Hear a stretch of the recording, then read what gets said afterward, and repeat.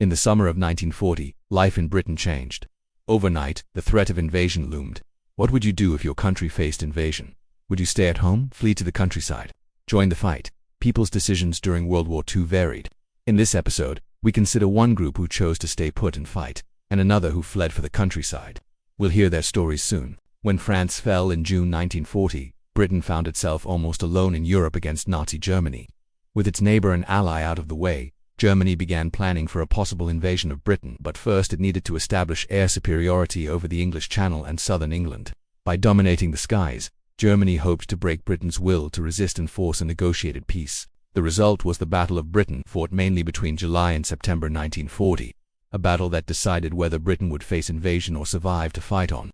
The fighting took place high over the English Channel and across southern England. The German Air Force, the Luftwaffe, launched repeated daylight raids. Its task was to destroy the Royal Air Force (RAF) and destroy coastal defenses and ports, and break British will. The RAF's Fighter Command, by contrast, had a smaller force of fighters but used every advantage it could find. Two British fighters became household names: the Hawker Hurricane and the Supermarine Spitfire. Against them, the Luftwaffe flew Messerschmitt Bf 109 fighters and various bombers. Although the German force often outnumbered the British in aircraft, numerical superiority alone did not win the day. One of Britain's greatest advantages was not a single plane but a system, the Dowding system. Named after Air Chief Marshal Sir Hugh Dowding, it combined coastal radar stations called Chainhome, a network of ground observers, efficient control rooms, and rapid telephone and radio communications.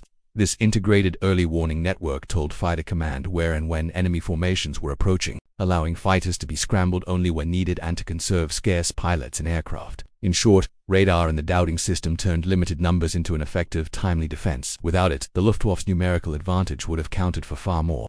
Life at home in Britain changed overnight. The government ordered blackouts so that enemy bombers could not easily find targets by night. Many children and other vulnerable people had already been evacuated from big cities to the countryside in 1939, and into 1940. Families were separated and routines were broken. Food rationing, queues for basic goods, air raid shelters, and civil defense measures became everyday realities. When raids happened, ordinary citizens learned to move to shelters, help neighbors, and keep going despite fear.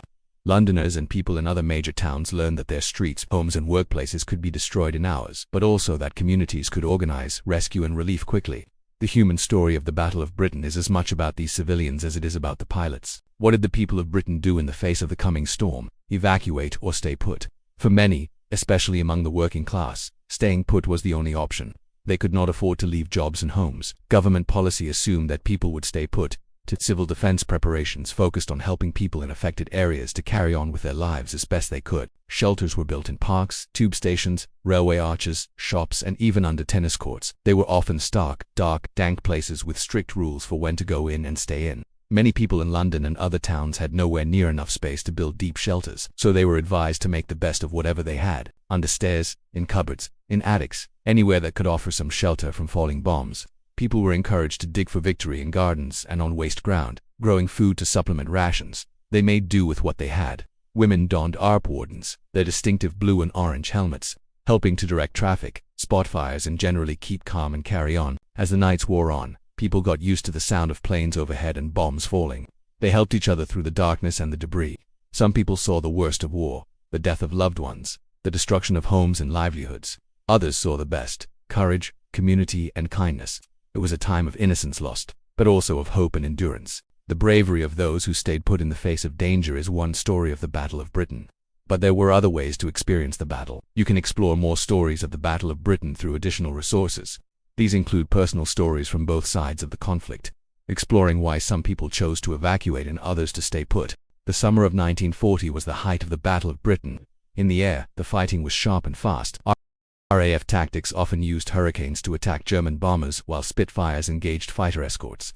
RAF pilots flew repeated sorties from forward airfields, returning to refuel and rearm as quickly as possible. They were often met by crowds of excited civilians, but also a sea of black cars driven by special constables. These were the men of Fighter Command, but they were not alone. Many pilots were young and inexperienced. Some had seen combat earlier in Poland or France, but many were new to the realities of constant, deadly air combat. Crucially, pilots from other nations, including Poland, Czechoslovakia, Canada, New Zealand, and others, fought within RAF squadrons. Their courage and skill were vital. Losses on both sides were serious, but Britain managed to replace aircraft and train replacements faster than the Luftwaffe had expected. By mid-September, the crisis reached a pivotal moment. On the 15th, now remembered as Battle of Britain Day, large-scale Luftwaffe raids pressed hard against RAF defenses. The day is often seen as a turning point because the Luftwaffe suffered heavy losses in daylight attacks without achieving decisive results. But it was one of many hard-fought days. The overall picture is one of gradual strain and stress, of gradual attrition, not collapse. After this period, German strategy shifted.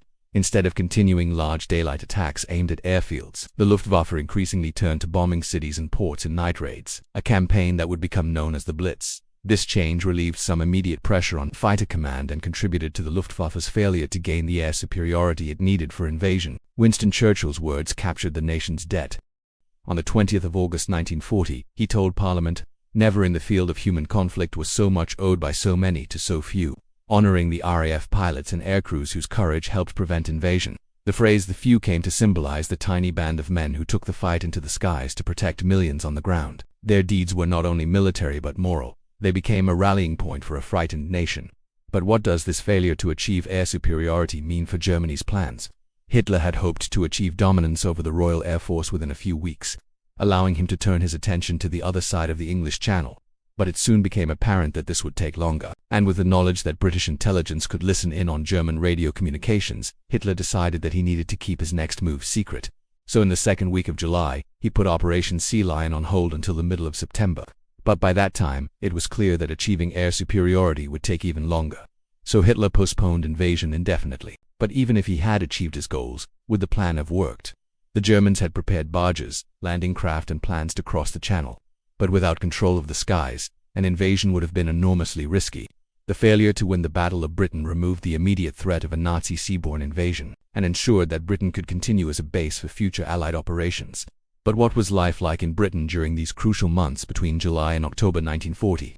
The High Command had already made up its mind that there was no way Britain would surrender. The only question was how long could they keep up the fight. For the civilian population, there was never really any doubt that the country would be invaded. The only argument related to when it might happen.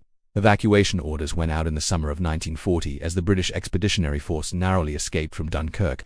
Over 300,000 people, mostly children, were sent away from the cities, mostly to the countryside. Parents wrote tearful letters, knowing they might never see their children again. For those left behind, the government organized blackouts, covering up shop windows and banning the use of electric light at night. People were urged to report any suspicious lights to the police. At the same time, a constant stream of air raid sirens cut through the nights as the Luftwaffe began their bombing campaign. Some bombs fell on their targets, but many areas were simply obliterated by explosive devices dropped from high above. People huddled together in underground stations, basements and purpose-built shelters, but nowhere was safe. As the Blitz continued, more and more people were killed. If you've been following this series, you know that we are committed to bringing you complete, factual stories. We believe history should be available for everyone. If you want to ask questions about any detail we used, tell us and we will point to the exact historical sources. If you want to learn more, check out the references in the description below. Thank you for watching this episode of our series. If you want to help us make more history, please support us.